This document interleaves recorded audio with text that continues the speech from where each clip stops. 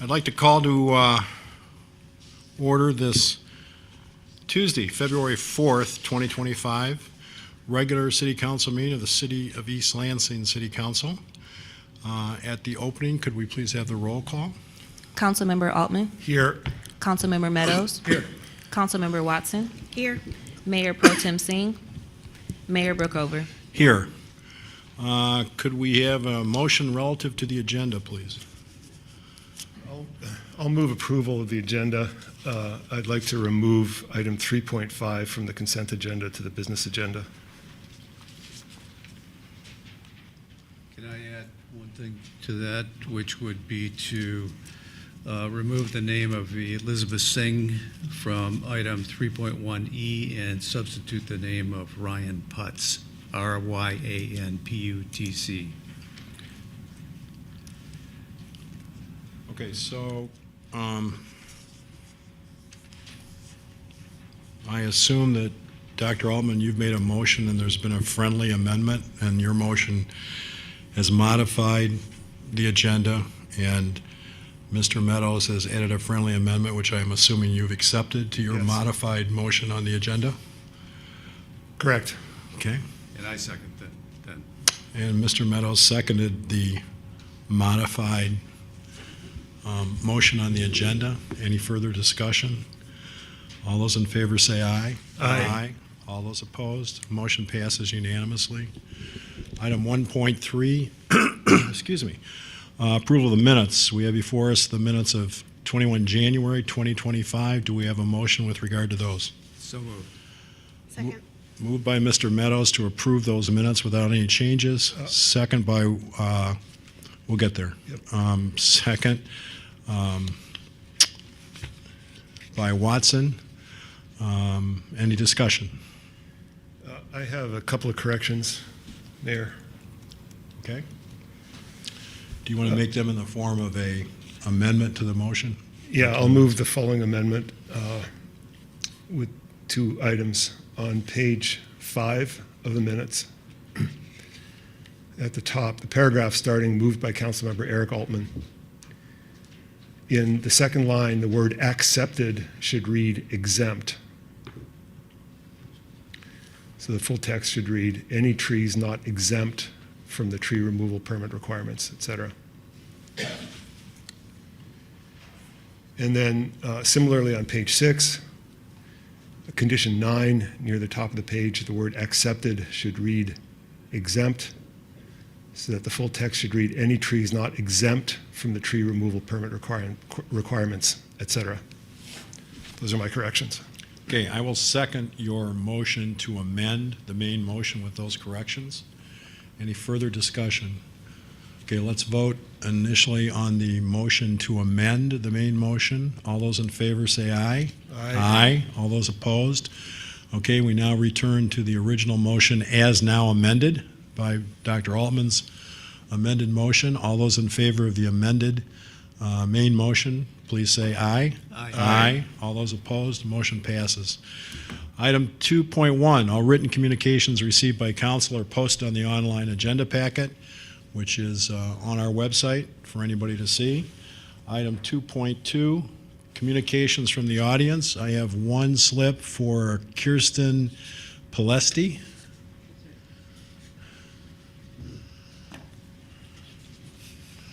Record should show that the Mayor Pro Tem has now joined us. Go ahead. Good evening. As mentioned, my name is Kirsten Paliste. I'm a student at MSU, College of Law. I want to thank the mayor and the council for affording me the opportunity to speak today. Today, I'm speaking as a citizen, not as any of my affiliations or my employer or anyone else who I'm associated, but a citizen of this great country. I had debated about speaking, but after class today with my professor, Professor Badikian, she had mentioned that civil servants are underpaid and often disgruntled. And because of it, I became more invigorated and had a desire to really voice my appreciation for the mayor and the City Council of East Lansing. Another reason for me being here today is Professor Rosenbaum, who teaches local government and has the students sit on city council meetings. Having seen other meetings, I must again commend the mayor and the council. Having watched a couple meetings, I'm impressed with how you all have asked questions to ensure the best for the city of East Lansing. For example, finding out the fabrication shop is going to make piping and plumbing supplies. And of course, the debate of rezoning the area on Grove Street. I was particularly impressed about how all the questions were used to determine how the rental property would affect the neighborhood. And the voting on this, I thought, highlighted the democratic process. 2 votes yes, 2 no, because they wanted to see a plan that addressed the known flooding issues.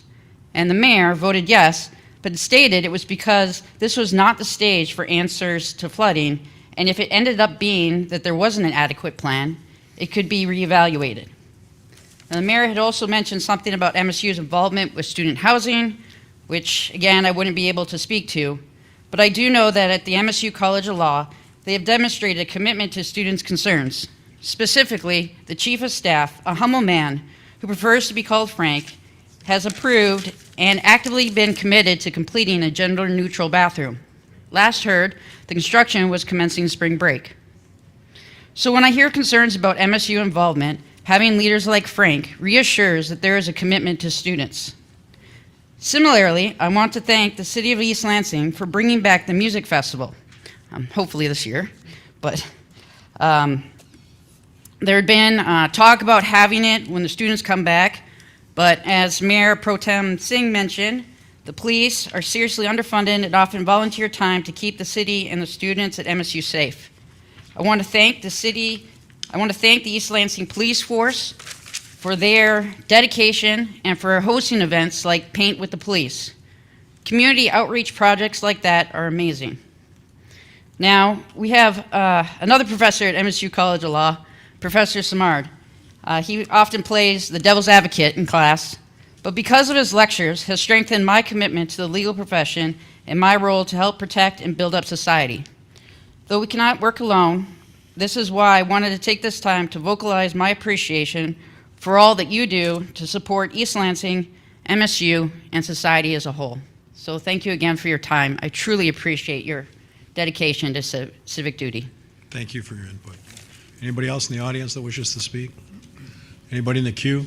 There are no callers on the line. Okay, we move ahead then on the agenda. Communications from the mayor and council members. Dr. Altman. Thank you, Mayor. I do want to make a general comment, responding perhaps in general terms to some of the emails we received at the council account late this afternoon. Also to the previous speaker from the podium, but also because we're approaching budget season. And so I think there are just some general comments that I would like to register. And it has to do with taxation in East Lansing and expenditures made by the city. I think it's easy to come to the impression that we're a relatively affluent community. East Lansing's a relatively affluent community. But we are not an affluent government. Okay, we don't have a lot of money to throw around. And the reason is simple. Okay, it's actually pretty straightforward. And that is that for the whole of East Lansing's existence, 25% of our land mass hasn't been taxable. Okay, this is the bane of college towns nationally. And then you throw in some of the constraints that we're under from the state in terms of what we can do in terms of raising our own revenue. So East Lansing city government is hand to mouth. And nobody's taking trips to the Bahamas here. Okay, this is a lean operation, and it always has been. Second and related point is that services and infrastructure cost money. Okay, and if you don't want to pay the money, then you don't get the services and the infrastructure. There's no magic pot of resources here. So if somebody thinks their taxes are high, or if somebody thinks we can forego some revenue for some reason, I invite them to come in and point to the budget, which is public, right? And tell us what they would like to cut. And if that's what people want, then our job is to do that, right? If people want to cut service and infrastructure, then we will figure out a way to do that. But the stuff the government provides costs money, and for that we need revenue. And this city is under very strong constraints in terms of how we raise revenue. So that's just a general point that I think it's useful for everybody to keep in mind, especially as we enter budget season. Thank you. Mr. Meadows. A couple of things. Since the speaker at the microphone mentioned Folk Fest, I just want to mention that that committee has been meeting on a regular basis. Just recently, a subcommittee of that committee, which is addressing 2025 as opposed to 2026, we'll be coming forward with a suggestion for this year. We'll call it the Flavor Folk Fest. We're not going to have a full-fledged Folk Fest in 2025, but in August we should have some presentations downtown that should be very attractive to let you know what's on the way the following year. And then the Downtown Management Board had a discussion today about another downtown event that used to occur in downtown East Lansing, and hopefully we'll be bringing it back, which is the Macker basketball tournament. Bringing it back to the city. It was highly popular while it was here, and it's very popular in other communities, so we're looking at that. These are all of events that we hope bring the community together and, you know, help us realize that we're all here and we are all citizens of the city of East Lansing. I also want to mention that because Councilmember Altman, you know, mentioned that we're not a wealthy city. In 1990, we were the number 5 city with people under the poverty line in the country. We've lost population since that time, but City Council still, and Councilmember Watson and I have served on the Capital Area Housing Partnership Board, which builds and operates low to moderate income housing, to bring more low to moderate income housing into our community, and hopefully, particularly in the downtown area. And then one thing that has been in the news over the last few days, and I wanted to address, is that, you know, when 9/11 occurred, our then police chief was approached by the FBI and asked to essentially stop any Muslim residents that we saw in the community and question them and determine their citizenship. And the police chief then, Lou Munn, refused to do that. He indicated that he felt it was unconstitutional. He brought the matter to the city council, the then city council, and the city council agreed it would be unconstitutional, and our policy would be to not cooperate in any way whatsoever. In, I think, 2016 or 2017, we took that unwritten policy and made it an official policy of the city of East Lansing. And if you look at that resolution makes a point that we will provide sanctuary to those individuals. And then in, I think, 2021, when Councilmember Watson was on the council, there was a more formal recognition of our status as a sanctuary city in this country. And I wanted to indicate to you that as far as this council member is concerned, we are not going backwards. We have become and will take the hit, and if the federal government and the president decides they're going to punish the city of East Lansing, all of us together will figure out how we're going to deal with that. But we are still not going to violate the Constitution. That's all I have. Ms. Watson. I didn't have much to say today, so I wanted to take time to speak to the resolutions on the consent agenda. First, I wanted to thank our first responders for the MSU shooting that took place in February of last year, and including with what's gone on with the plane crash and just the importance of our first responders and the emotional trauma of those and those that we lost that day. So just wanted to extend my appreciations for that night and our first responders. Next on the agenda also is a resolution honoring Black History Month. I am a part of our East Lansing Black History, and I think it's okay for me to say that. It was in 2021 that I was appointed, along with Ron Bacon, to be the second and the third Black American to ever serve in the city of East Lansing. I also had the pleasure this weekend, this has to do with what I'm talking about, of attending an art speak on reparations reframed. It's at the Broad Museum right now, if anybody wants to check it out. But the Justice League, who is a local organization who's received a number of funds through white churches, it's again an effort around reparations. They also historically talk about our history in East Lansing and also in Lansing. And I am Gen X, not too far removed. My parents were alive, but it wasn't until the late 1960s that Black Americans were able to move into the city of East Lansing. And so, I'm happy to be here today, happy to serve here today, and we still have work to do along those lines.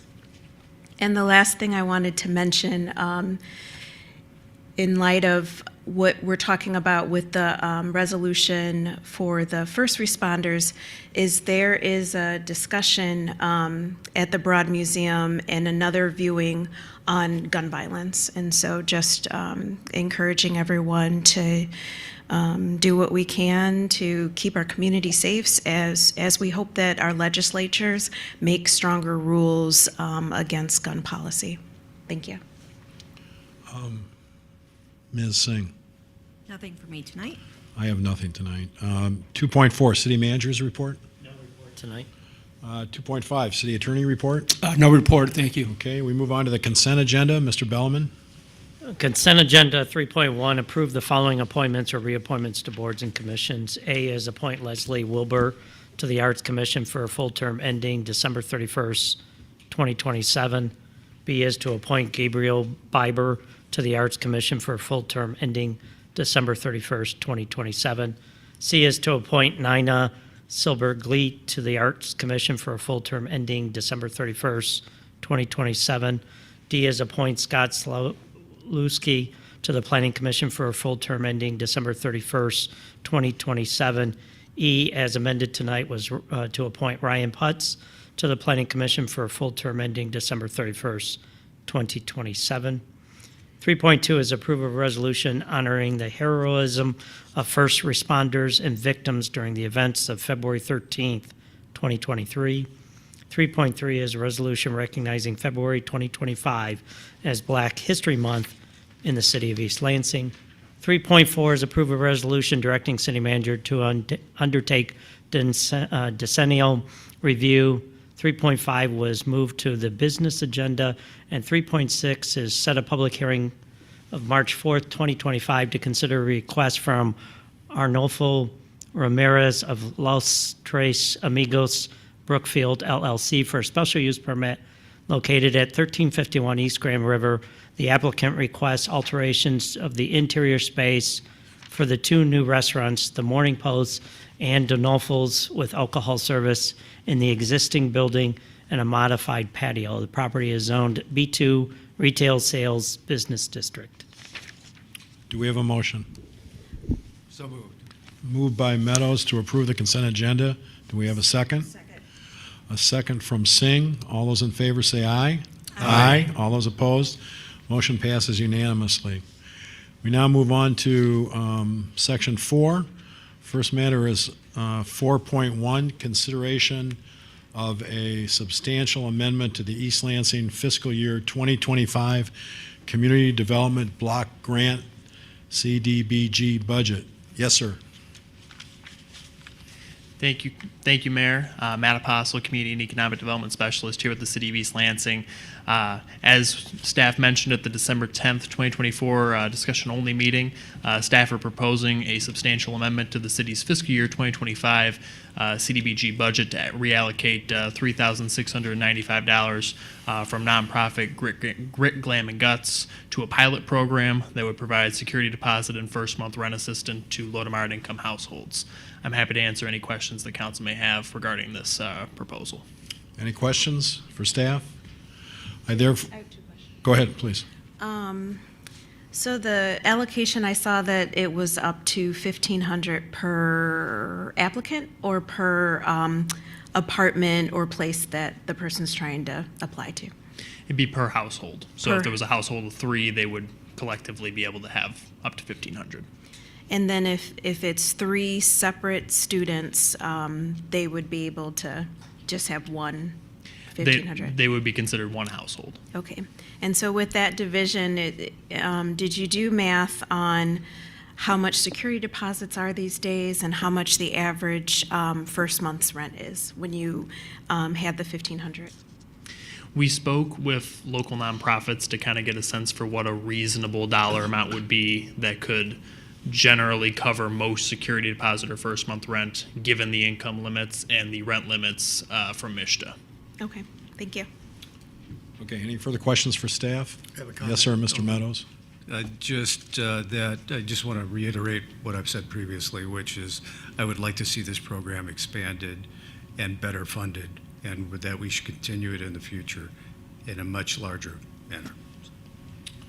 Okay, having had questions directed to staff, I therefore now open the public hearing with regard to the consideration of a substantial amendment to the East Lansing fiscal year 2025 Community Development Block Grant Budget. Is there anybody wishing to address the council with regard to this public hearing? Seeing none, I now close the public hearing.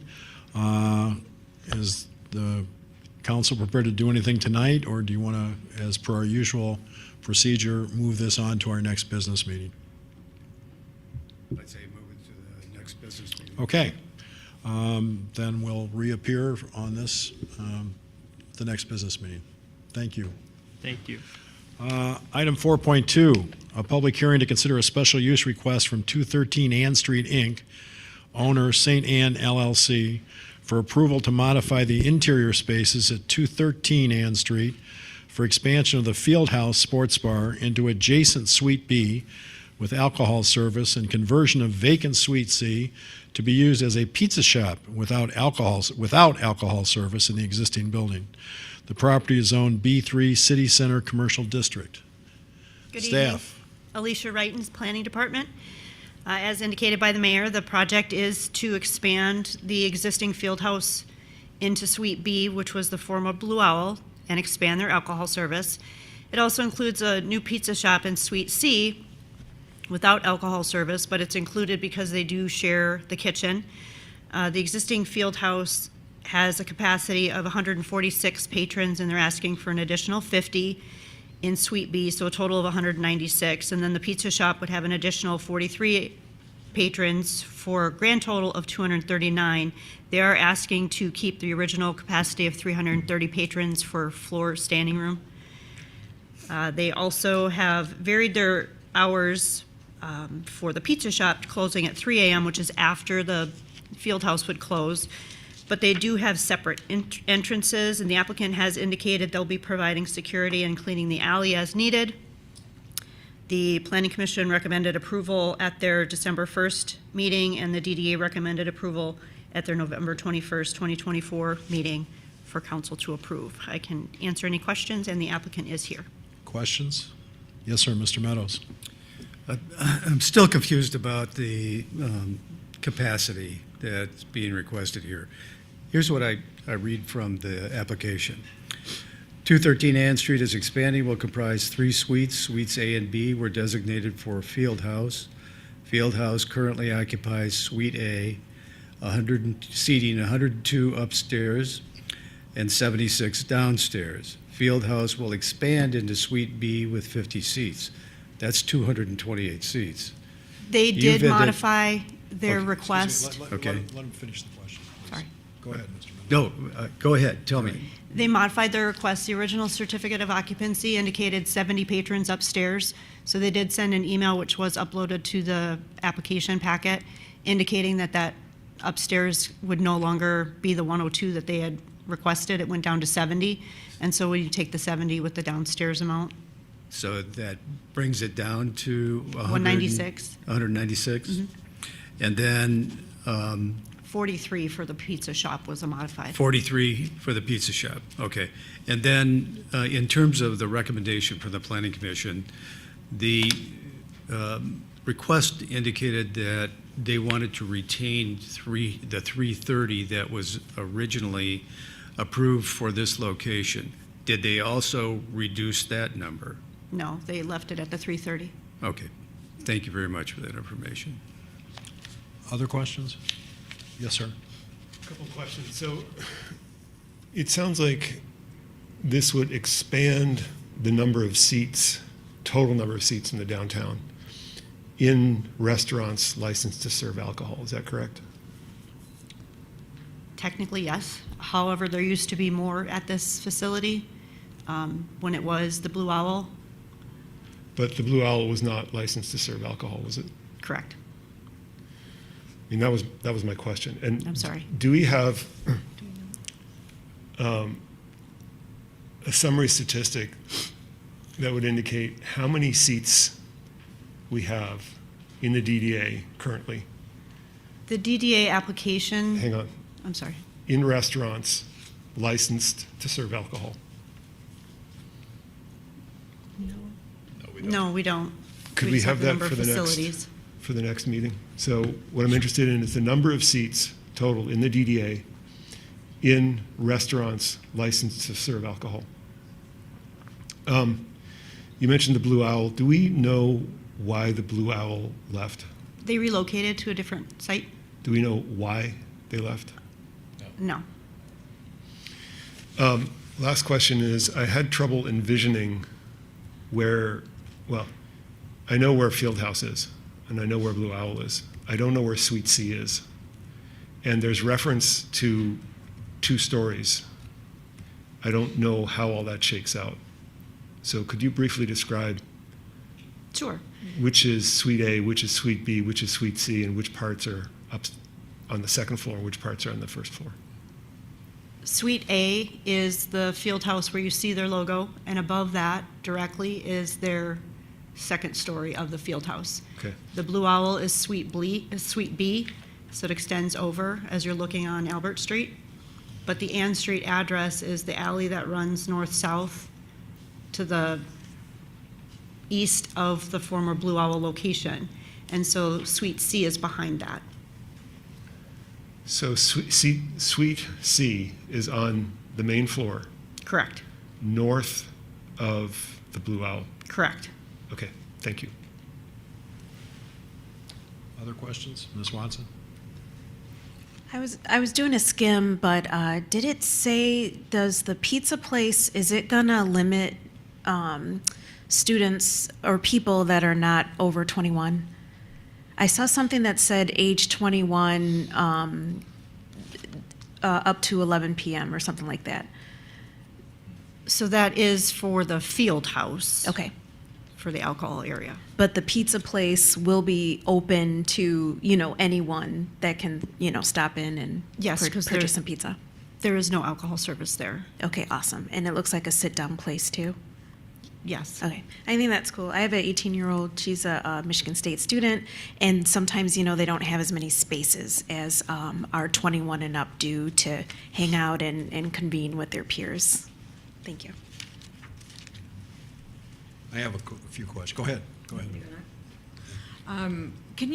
I was scanning through to look for the narrative on the security and cleaning you mentioned. Can you talk a little bit more about that? The applicant had indicated at the Planning Commission that they were going to provide additional security, ensuring that the field house alcohol service doesn't spill over to the pizza shop, and that if there were concerns related to rubbish in the alley after hours, because sometimes people do litter, that they would take care of that. And they are here to verify that, should you have additional questions.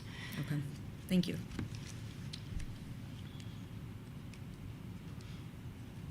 they have an elevator? Within the restaurant? No. Within any place? To get a... Yes. We'll get to you. So there's an elevator to serve what portion of the building? They'll have to answer that for you. I'm Okay, not you sure. don't know, okay. And is this the building that has, that right now, you walk in and there's a set of wide steps that go upstairs? Is this where the police chief's retirement party was? No, Wrong building? no. Never mind. No. Okay. Okay, I don't have anything further. Okay, I'll now open the public hearing with regard to considering a special use request from 213 Ann Street, Inc., owner St. Ann LLC, for approval to modify the interior spaces at 213 Ann Street for expansion of the Fieldhouse Sports Bar into adjacent Suite B with alcohol service and conversion of vacant Suite C to be used as a pizza shop without alcohol service in the existing building. The property is zoned B3 City Center Commercial District. Who wants to address this in the public hearing? Yes, sir. Good evening. Good evening, everyone. My name is Micah Siegel. I'm legal counsel for 213 Ann Street. I'm also good friends with the owners and operators of 213. I'm pleased to be joined here tonight with Brandon Joseph and Jason Bamford, who are partners in the new Side Piece Pizza, and they do sell other things other than pizza, but we'll get to that in a moment. We're here primarily to answer questions about this, but my clients are very eager to win over the approval of the council and get their project underway. The application, I think, is pretty complete at this point, but I did want to highlight a few points and then follow up on some of the questions that were raised. First of all, as I think Alicia related, we are going back to sort of the original structure of the building as originally approved in the original SUP, where we have 3 suites that were more or less interacting with one another. So I won't go over each of the suites again, but I did want to touch on the elevator point. There is an elevator serving Suite A, which is the upstairs and downstairs, the main portion of the field house, and the second floor, which is used for private event spaces only. The new suite that's going to be the expansion of the alcohol service area is going to be used almost exclusively for private events.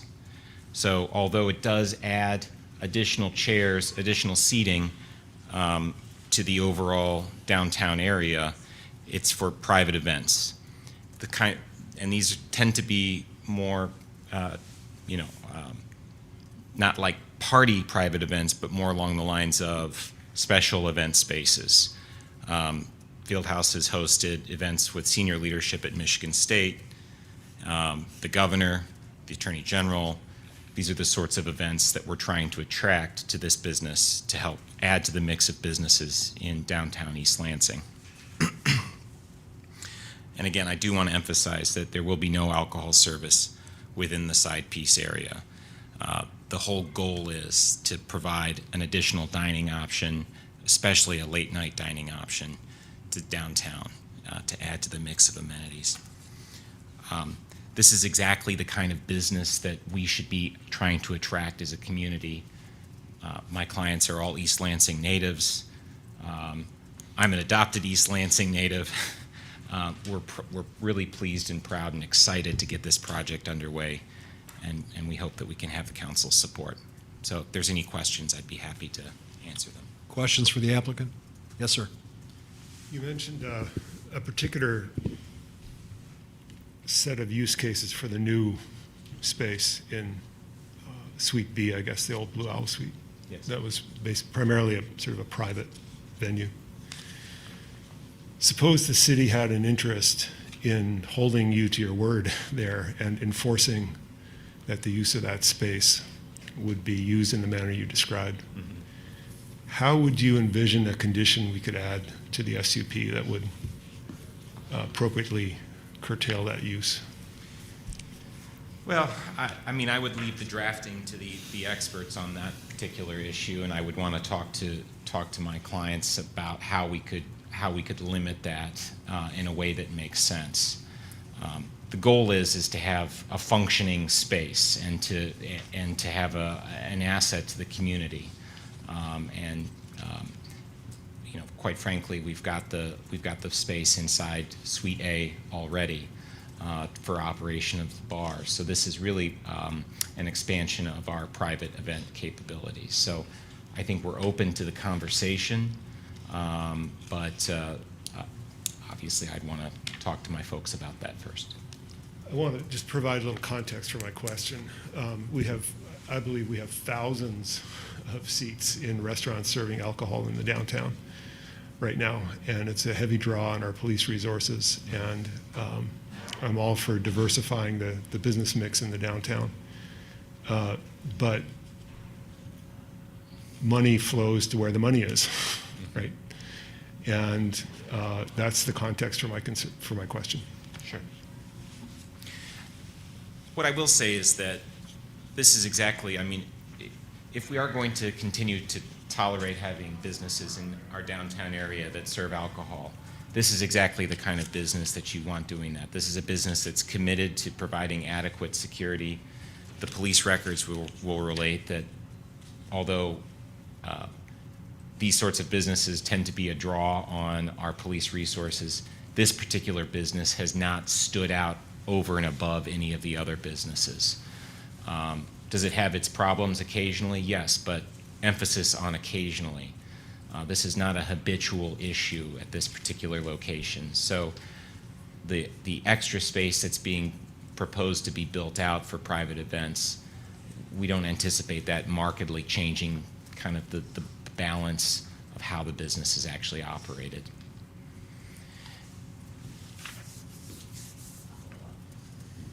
Go ahead.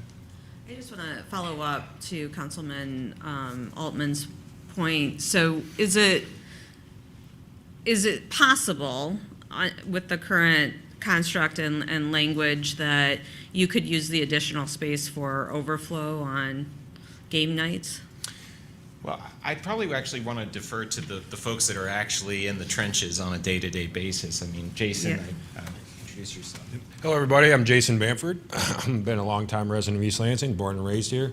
That space, we are changing the actual food concept of Fieldhouse as well. So that space is to accommodate a cleaner dining space for people that want to come in, so that they're not feeling like they're sitting down and eating, in a college bar. And it's also going to be mainly used for, those catering events or event spaces for Michigan State or the city, things of that nature. Can you repeat the full question again? I'm sorry. Just make sure I can. It was just whether the space being used for private events, do you use that for overflow on game nights? If we have an event, and it's not being used, then yes, we will have an event for, turn on the TVs and they're broadcast the game and kind of have like a food coordination with that event as well, yes. So the bottom line on that is, even though your attorney has indicated this is a space for special events, the reality is, with the application you've made to us, you can use this room for anything you want to, correct? Given the capacity you're asking for? Yeah, it could be. Yeah, could be. Yeah. Okay. And so maybe, sir, you could come back up. No, you can double team me. All right, sounds good. So now I'm looking at the actual land use development application, which I understand you didn't apply for, the owners did, the owners of the building. But the proposed action in this is convert 213 Ann Street Suite C from use as a coffee shop to a pizza shop with alcohol service. And that's just not right, is it? Nope. Okay. So let me just make an editorial comment, which I think your attorney has already figured out from the questions tonight. And I don't want to buy a pig in a poke here, okay? And I think the graphics on this and this is as much our fault as it is your responsibility, but I think a lot of us are pretty confused about exactly what the interior setup is in these rooms. I see aerials, I see this, I see that, but in today's architectural environment, I'm pretty sure that you can get some architect or interior designer to give us accurate interior pictures of all these spaces so we can visualize them better? Because I'll be honest with you, and I'm the dumbest person sitting up here, but the reality is I can't figure out what you're talking about here. And then when I read these things and you say, well, I got pizza with alcohol, and then, you know, and all due respect to you, I mean, the reality is you're talking about a special event room. I think I know through the grapevine that this room has been used for 21-year-old birthday parties for athletes and things like that throughout the years. Could be wrong. There's nothing wrong with that, but I'm just saying, I kind of think you're getting the idea here that there's an overriding concern for the respectful observation of alcohol laws and capacity in this town. And Mr. Bamford, I know coming from your family, you appreciate exactly what I'm saying. Absolutely. And so I would just suggest, when you come back to us, we have a little bit better depiction of exactly how this is going to work inside. And now after I gave that speech, I'm still trying to figure out, I saw something in here, but you don't really need 330, but you want 330 just in case you need people, you need standing room for 330? Well, it depends on the event. You know, if it is a game day and, you know, a lot of MSU, you know, former athletes or alumni come back into town, a lot of them like to go to Fieldhouse right now, but it's not really a space set up to where they can have a space and there's enough room for everybody, right? Because so many people like to go to Fieldhouse in these days. So we're just trying to offer, you know, that as well on top of the event space. Okay, so would it be correct for me to say that at this point, you want the elasticity of the upper level occupancy just in case you attract enough people to get 330 people in there? Is that correct? For planned events. It's not going to be just regular overflow on just every other weekend. But what guarantee do we have of that? I mean, I thought we already established in years of my dialogue that, in fact, you can use the 330 for whatever you want, Yeah. whenever you want, and it doesn't have to be a, quote, special event, end quote, correct? Correct. And you want that capacity, and you want that elasticity, correct? Yes, sir. Okay.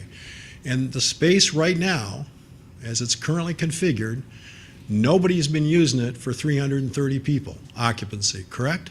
No. Okay, all right. Thank you. Yep. Appreciate you answering my questions. Absolutely. Yes, sir, Mr. Altman? Just one follow-up, a question for the city manager and then a comment for the applicant. So the question for the city manager is on a later agenda item tonight, which is agenda item 5.1, which is business license fees. There is calls for service data, which ranks calls for service of restaurants serving alcohol downtown. And I just wanted to ask what the collection period was for those calls. I see that it's from 6:30 p.m. to 6:30 a.m. Thursday, Friday, Saturday. But were those calls accrued over a month or over a year or over half a year? It's my understanding it was over the year, Over the year to date? As in 2024. 2024. Okay, Right. Thank you for that context. So you mentioned the sort of the limited draw of the field house on police resources. If I look at the ranking, this is in a later agenda item, which ranks calls for service. The winner is Harper's with 103 calls in 2024. Second place is Lou and Harry's with 51, and then Fieldhouse and Riviera Cafe are both tied at 40. So a lot less than the winner, but still up at the top of the ranking. That's what the data say. Okay, Mr. Meadows? Well, I don't want to mislead you. I'm not going to be voting to give you 330 seats. But, you know, I understand your objective with regard to that, and I appreciate that. But, you know, we have really here a proposal for 35 different conditions applicable to the operation of this. You know, I don't know that I've ever seen that many before, but we have the 27 that were in existence, 8 new ones, and we incorporate by reference the 27. In any of these, there doesn't seem to be the restriction that would apply to the pizza operation that you're proposing. And what I have down here, including the 43, is 239 seats in this particular location. Taking that away, it's the 196 that staff has referred to earlier. I think when you identify exactly what you plan on operating here, that the history of review on this council anyway has been based upon the number of seats available, not some room where we might stuff another 50 people or something. So my restriction is I'm happy to approve this with the number of seats that you have available, as long as I have a condition that clearly identifies that, and that we have a condition, an additional condition, I guess, that clearly identifies the pizza area, the Suite C, as not having any alcoholic beverages sold or consumed on that location. So those are my requirements, I guess, to get my vote, but I can't give you 330 seats. I think that time has passed. Okay, other questions for applicant? I do have one more question. Maybe this is to Mr. Siegel, and this may not be your area of specialty, but so the proposed use in the staff report in the second paragraph at the end says 213 Ann Street Inc. has a, quote, specialty designated merchant, end quote, license, which permits it to sell at retail beer, wine, and mixed spirit drink products in the original package for consumption off the premises. Fieldhouse has not historically engaged in systematic off-premises sales and have held this license since 2000. So my first question is it Fieldhouse that holds this license? Okay, and the actual legal name of that entity is what? That holds this license? 213 Ann Street, Inc. Okay, and I'm kind of trying to figure out exactly what staff's saying here, but are you telling me that you have not since 2000 ever sold what I call packaged liquor for consumption off the premises? So I won't represent what's happened over the last 25 years because the current ownership has only come in since 2018. All right, that helps right there. So that's a starting point. What I will say is that SDM designation is sort of an extra box that is checked for the particular type of liquor license that Fieldhouse has. And so where you see this license gives the applicant the ability to reseal a bottle of wine, for example, that doesn't get finished by a table. And that's where you see this license primarily used. There's a liquor store 2 doors down from where the Fieldhouse is. This is not the business that Fieldhouse is in. And so that's why it says it's not historically systematically engaged in packaged liquor sales. Okay, well, I get the wine thing. I Sure. understand the way the world works now and that, but does this mean that if I walk in and have some pizza, I can go someplace and buy a bottle of bourbon? Could you come into Fieldhouse and buy the bourbon? Yes. Theoretically, I believe so. That's but theoretically what I was thinking, but Mr. Bamford's disagreeing with you, I think. Well, yeah. Go ahead. Yeah. I mean, theoretically, yes, that's not what Fieldhouse, I just came onto the group. I have a background in culinary. I went to CIA in Hyde Park, New York, worked for James Beard award-winning restaurants and Michelin-rated chefs all over the U.S., executive chef of the Waldorf in Orlando, Astoria, executive chef of Delano in South Beach.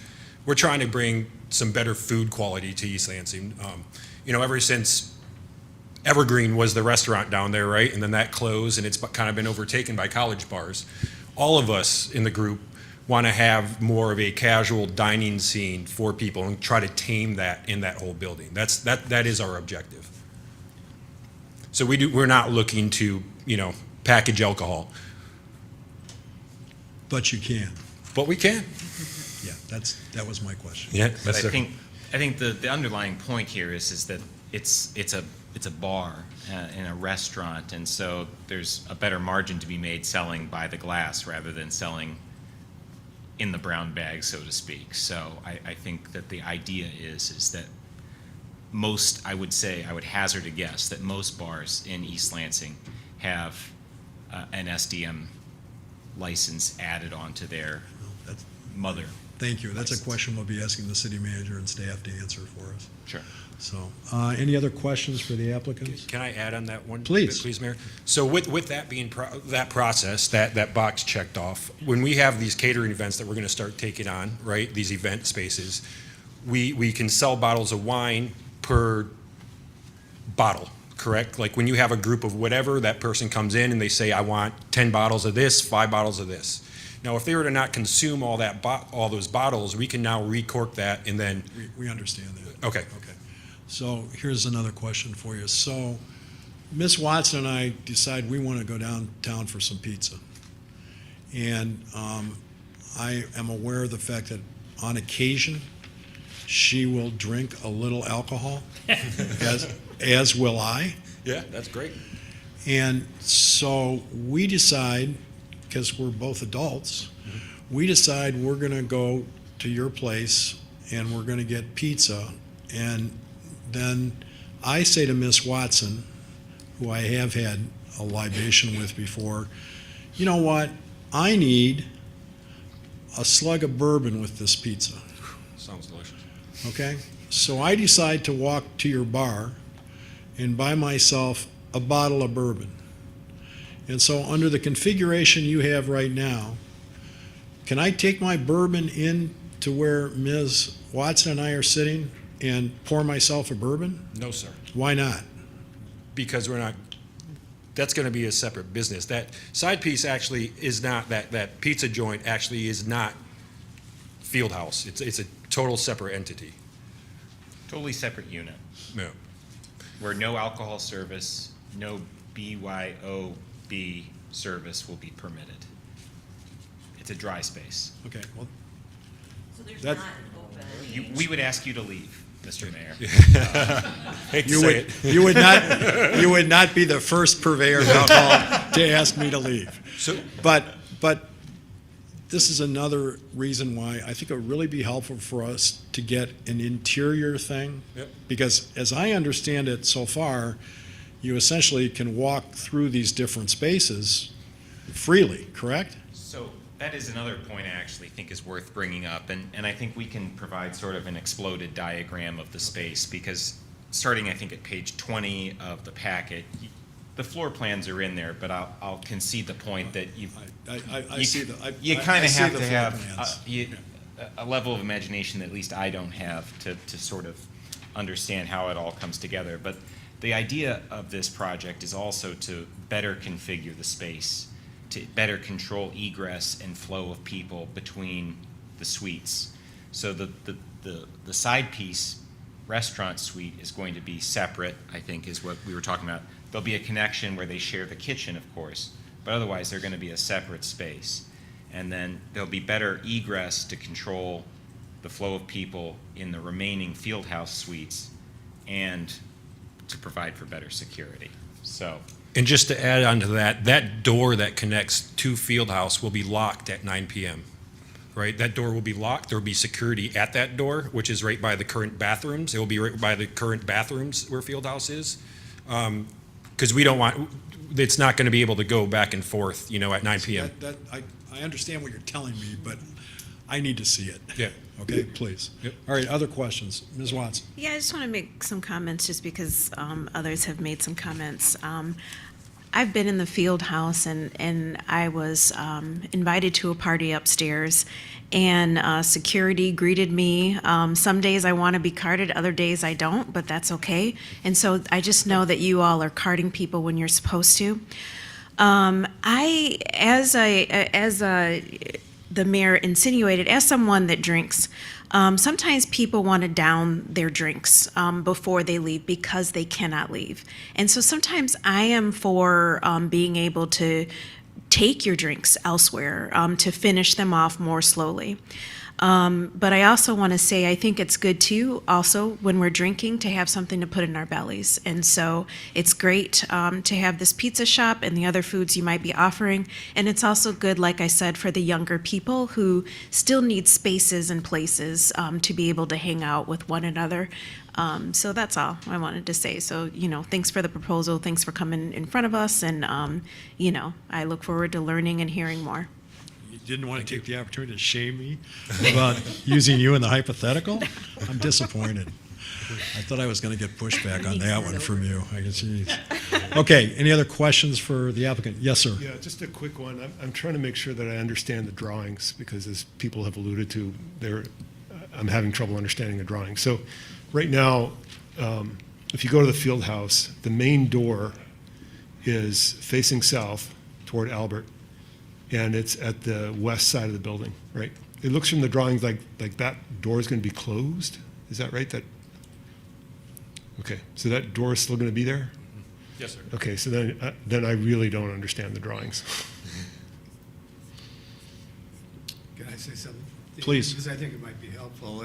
I've been to this a number of times, and when the coffee shop was in there, you could walk through the coffee shop, then you walk through the vestibule that actually has an elevator that I think goes to the residences above it, and then you would be entering the pizza area, the area that the pizza company would be operating in. So there is a vestibule, a hallway, and a number of doors in between the pizza operation and the actual field house. And so, yeah, I think the orientation might be necessary if you label this alley. It'd be easier for everybody to understand exactly what they're looking for. Okay. Understand. Yeah, so if you look, I think this is the picture that really kind of drew it all together for me. And maybe it helps, maybe it doesn't, but this is what worked for me. On page 20 of the packet, on the upper right-hand corner, there's a gray area, a green area, and a yellow area, and it shows it's got the individual suites labeled. So B is the green area. Yeah. And then so that vestibule that you just referenced is where it says existing egress to remain. That's towards the alley. And then up in the upper left-hand corner, you can see the existing entrance for Fieldhouse. It's Suite A. It pays to have an engineering minor. I can actually read it up. So.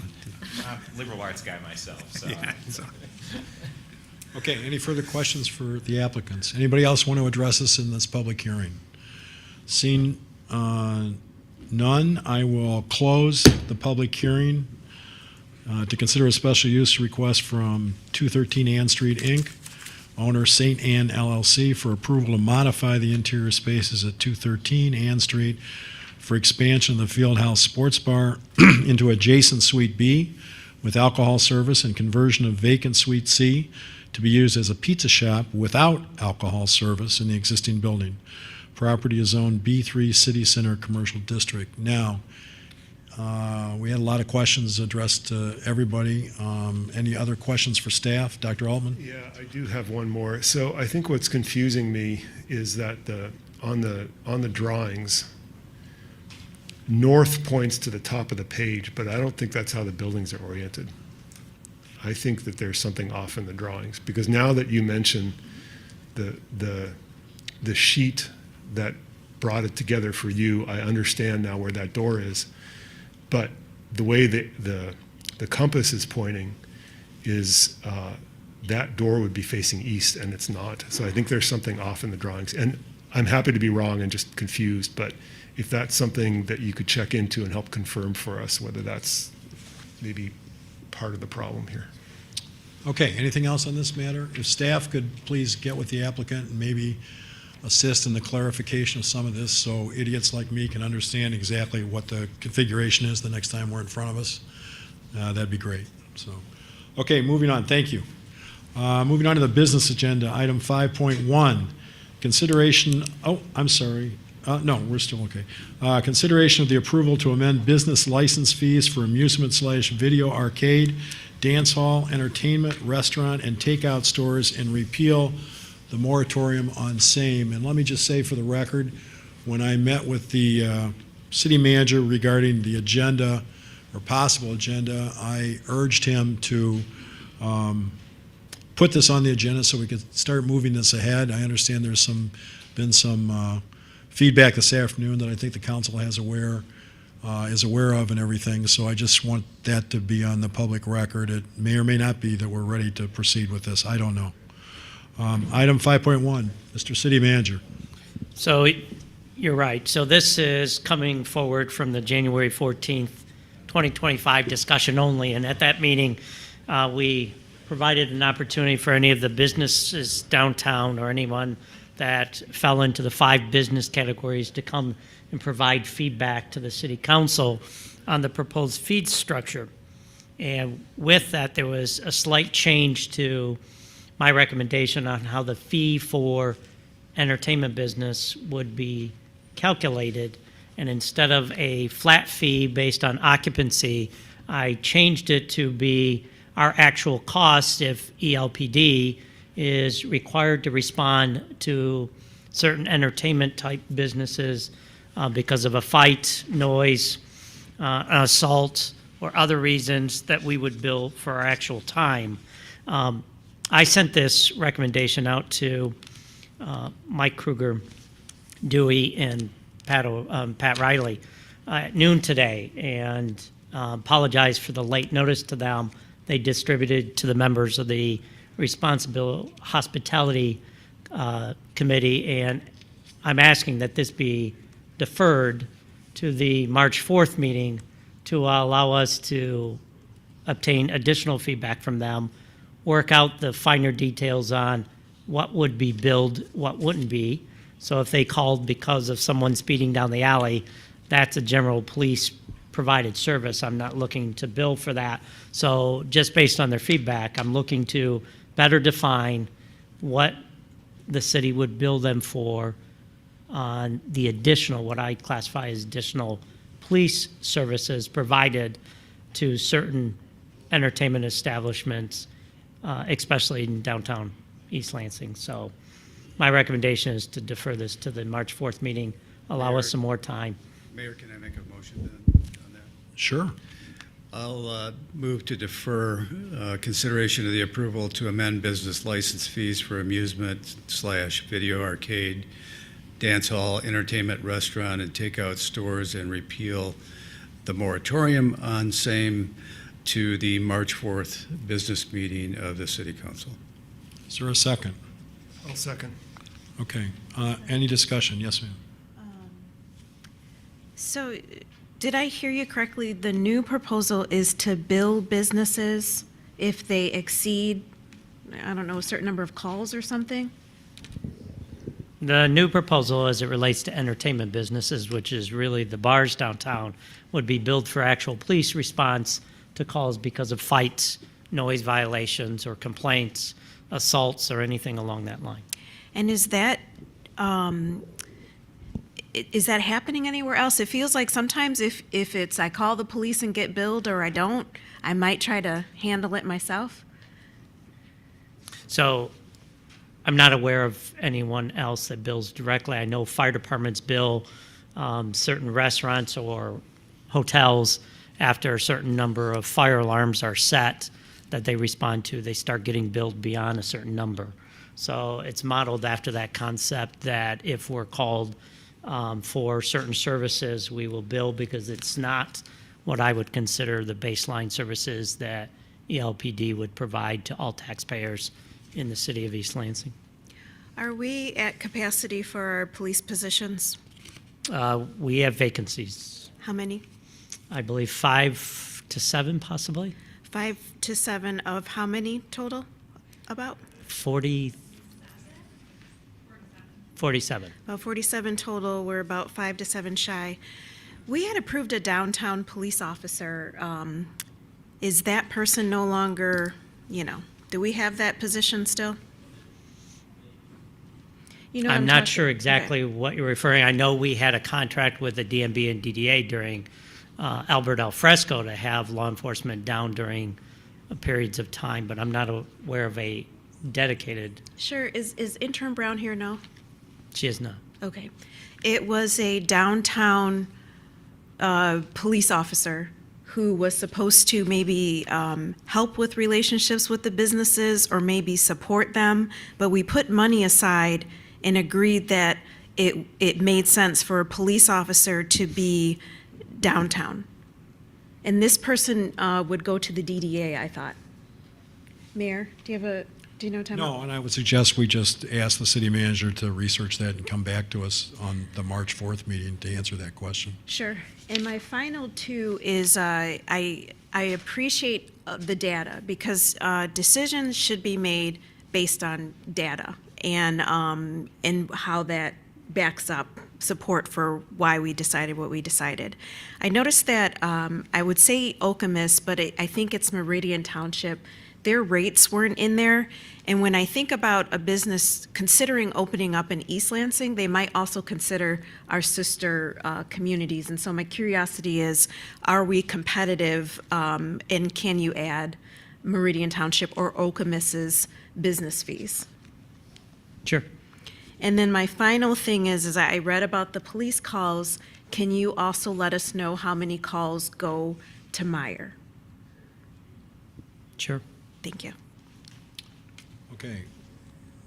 Dr. Altman, you've had data questions on this. Is there anything else you're seeking data-wise before the 4th that you are aware of tonight? No, the city manager, I had one question about the calls for service data, but the city manager answered that earlier. Okay. Thank you.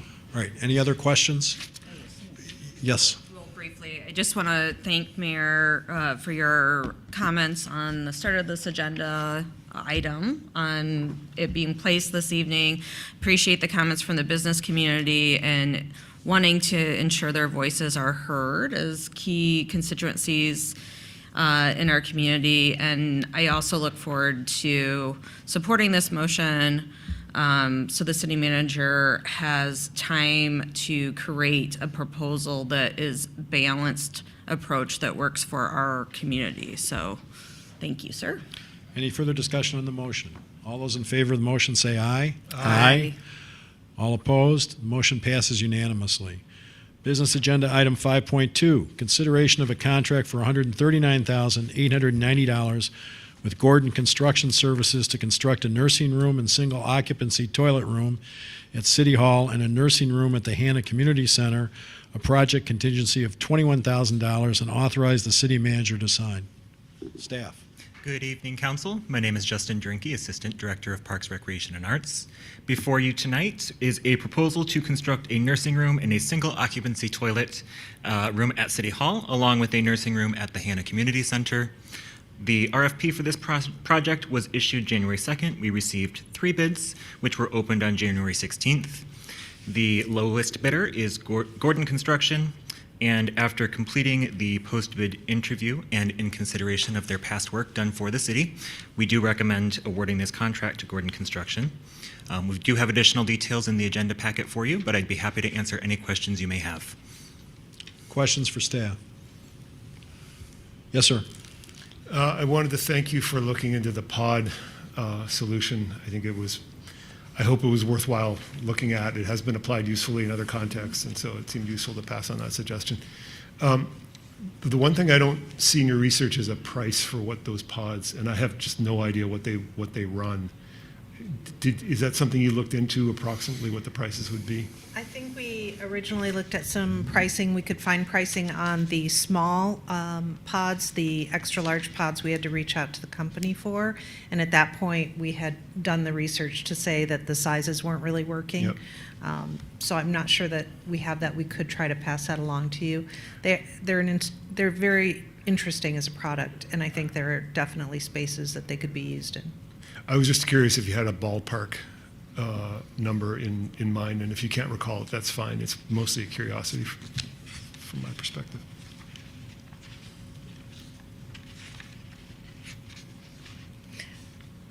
I do not recall. It's fine. We did that research in April. Yep. And I could go back and take a look, but not off the top of my head. I'm good. Thank you. I'd like to refer you to the first page of your agenda item report, second full paragraph, which restrooms. Says these existing toilet rooms have not been updated since City Hall opened over 60 years ago, and neither space is currently ADA accessible.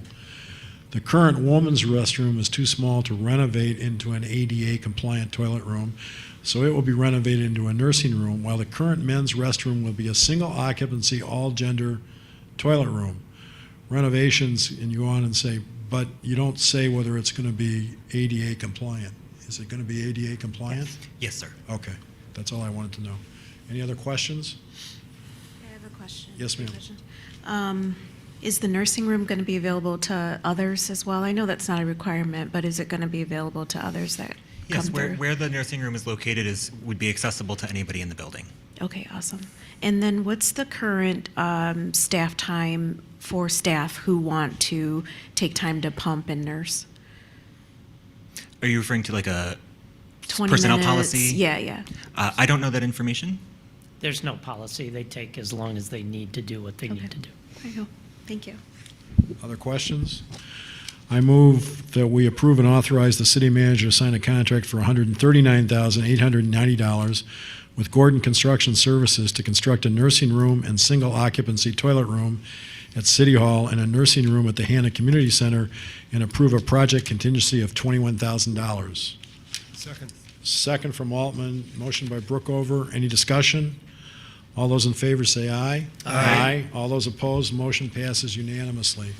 We now have added to the business agenda original item 3.5, approve the purchase of a public space recycling, approve the purchase of public space recycling receptacles in the amount of $37,220 and authorize the city manager to sign applicable purchase order. Staff? Good evening, Cliff Walls, DPW. First thing I will mention, I believe you've been made aware that there was a typo on the dollar figure. It's 39995, just shy of $40,000. And it's reflected on the quote there as well at the bottom. So that's my mistake, and I apologize for that. But this, as you can see from the renderings, this is the idea behind this is adding visual cues for people who are recycling in public spaces, varying sizes. There'll be larger ones here in event spaces, the banquet hall, the executive conference room, all the way down to smaller, kind of 20-gallon receptacles throughout the library. The nice thing about these particular units is they're future-proof. So if we all of a sudden start collecting food waste, or we want to capture more of whatever material, you don't have to buy a whole new unit. You can shift things around. You can replace the educational material on the backboards.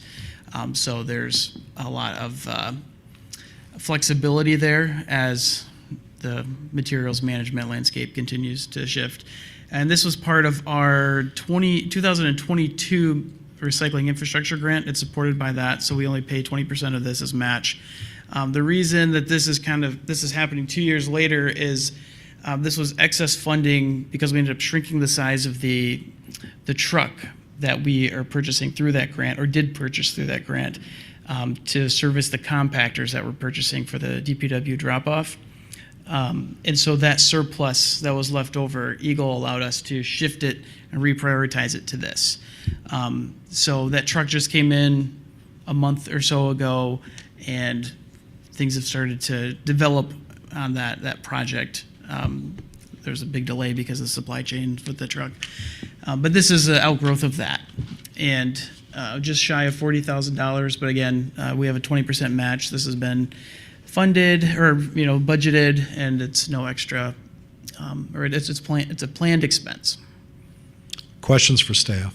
I have a quick question. Yes, ma'am. You always look that way first. I'm sorry. Excuse me.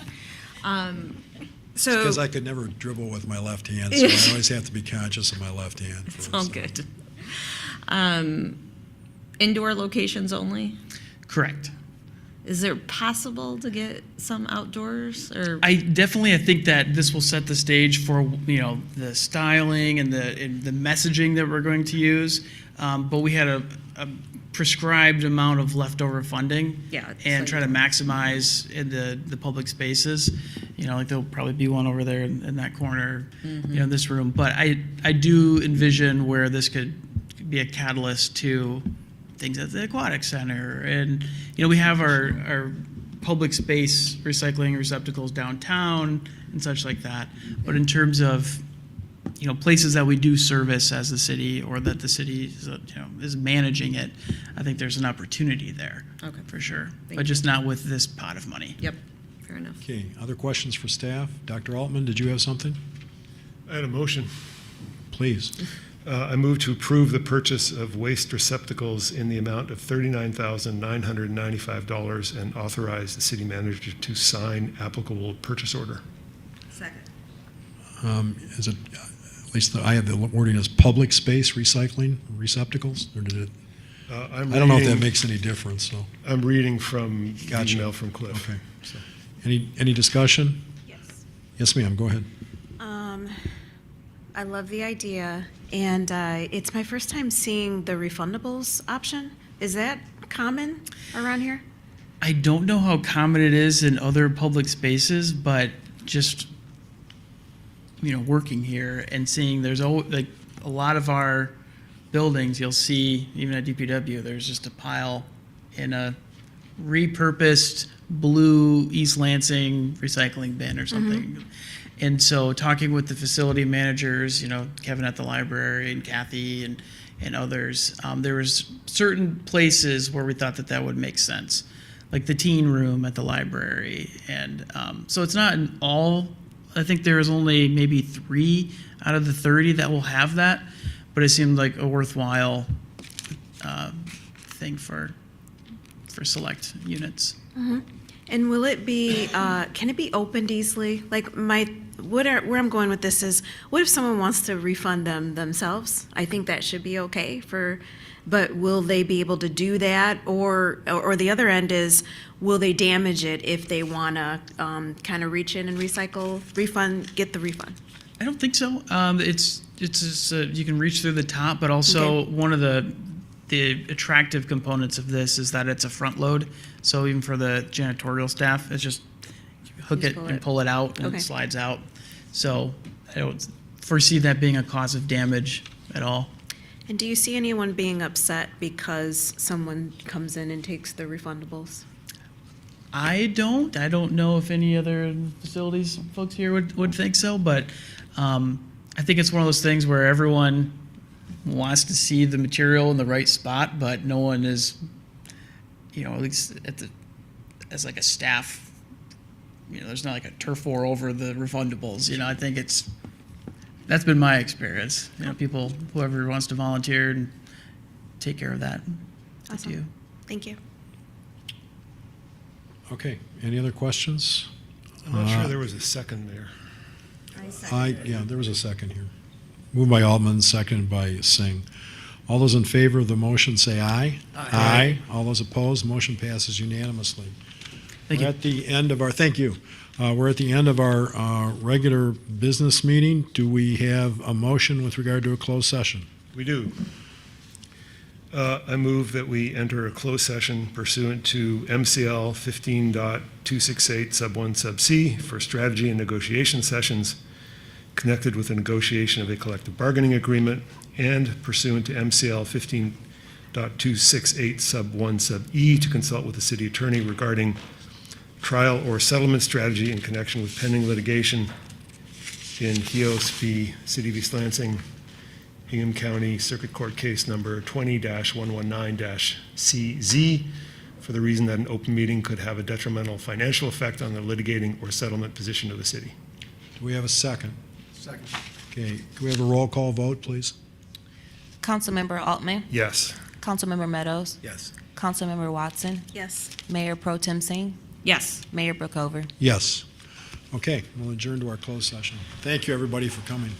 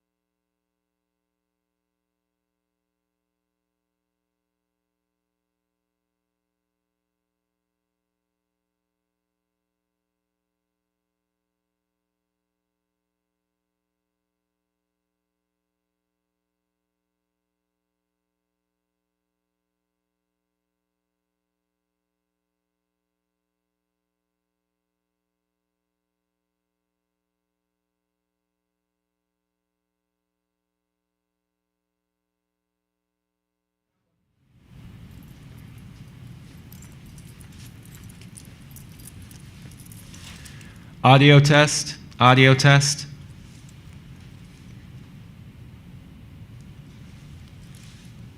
Check. Check 1 2. Check 1 2.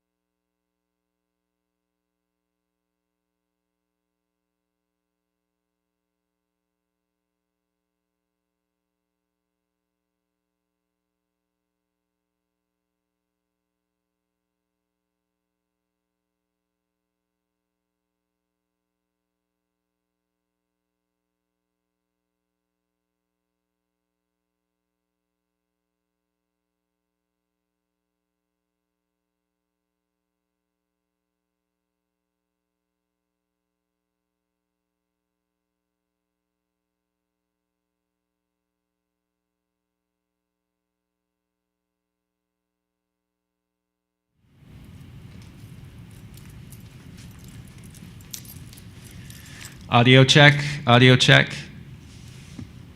Yeah. It's showing up now? Okay.